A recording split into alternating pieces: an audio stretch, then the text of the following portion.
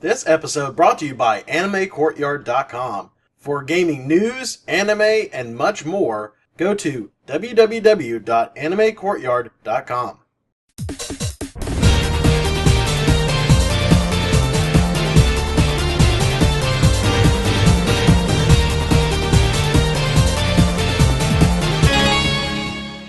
Hello everybody, welcome to another episode of The Game Machine. This is me, Adam, your host, and today we have a copy of a fantastic game. It is so great, so fun. Review copy was provided to the show by the people that make it, so thank you very much. So, I'm going to give this a fair shake, and so I'm happy to say I'm going to be taking a look at Freedom Planet for the Sega Genesis. Wait. Well, this is Funny World and Balloon Boy, which is not even an officially licensed game.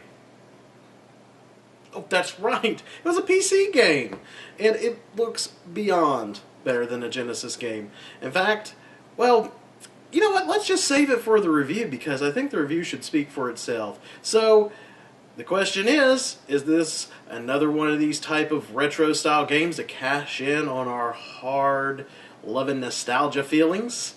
Or is it a legitimately amazing game?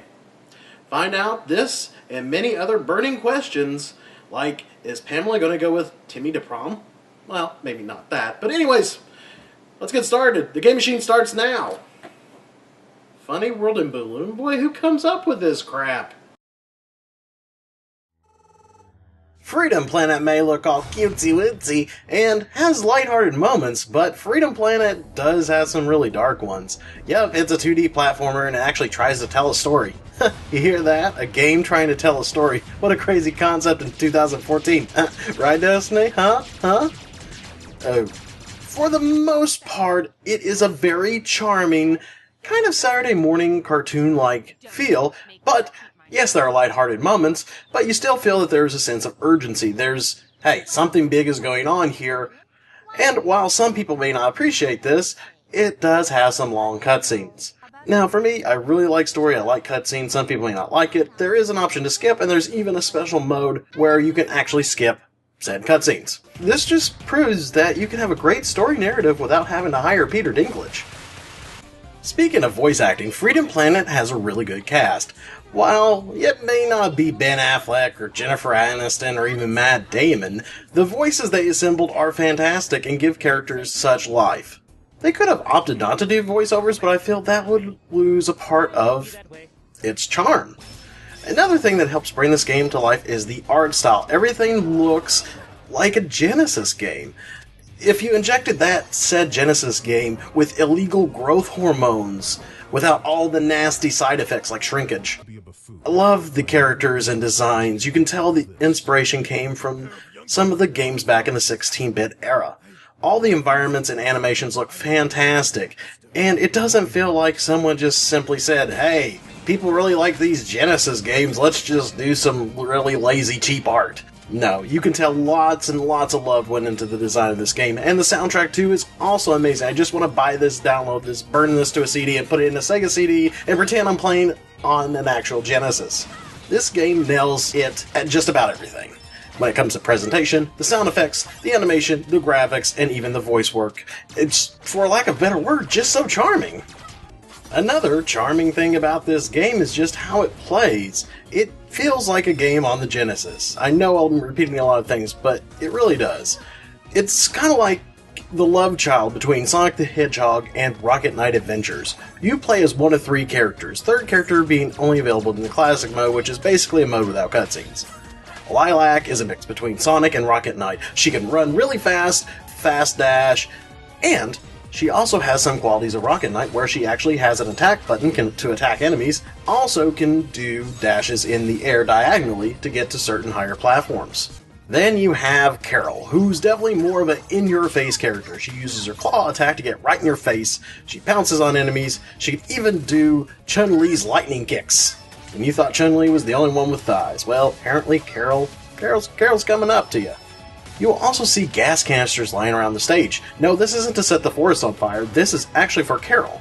When she gets the gasoline item, she summons her motorbike, which she can drive around the stage. While you may think this sounds weird, awkward, or clunky, this actually works really well. She can zoom past the stage, run over some enemies, attack enemies, and even for certain areas she can use it to get through certain platforms, which it's really quite a cool thing to have in there. It's probably one of the things I liked about playing as Carol. Then, the third character is Mila, who is only playable in Classic mode. She can create blocks and throw them a la Mario Bros. 2, and toss them at enemies, also can pick up some objects in the environment and use those as weapons as well. She also has a small little green attack thing that attacks enemies for a little more quicker attack, and also she does that little Yoshi floaty thing, which is kind of cool. Personally, I enjoyed playing as Lilac and Mila for the most part. They seem to be the most fun for me, where Carol seems to be more geared toward a player who wants more of a challenge, as her attacks are not that strong compared to Lilac and Mila. This game isn't going to be one of the most challenging platformers you ever played, but you can still die if you're not careful. Stage layouts are great, and some of these sections do take advantage of each character's attributes. For example, the red jumping platforms are used for Carol's bike. It's a good mix of fun platforming sections, some light puzzle elements. Bosses can be a little challenging sometimes to the point of almost being brutally challenging. So, luckily it's easy to stock up on extra lives in this game, so you don't really feel that it's going to be too painful of a thing to have to deal with. Also, if you're worried about spamming the attacks and stuff like that, like Carol's dash for example, you do have a meter that when you do dash, it completely drains it, and then you have to wait for a moment to fill back up, so it does have a little bit of a cooldown period, which is kind of neat. Not to mention, of course, you can gain a ton of collectibles in the games, art galleries, things like that. And really, the best way I can describe Freedom Planet, and I know I've been using this word a ton, but it's just so charming and it's well worth your time. Especially if you love platformers and a great story.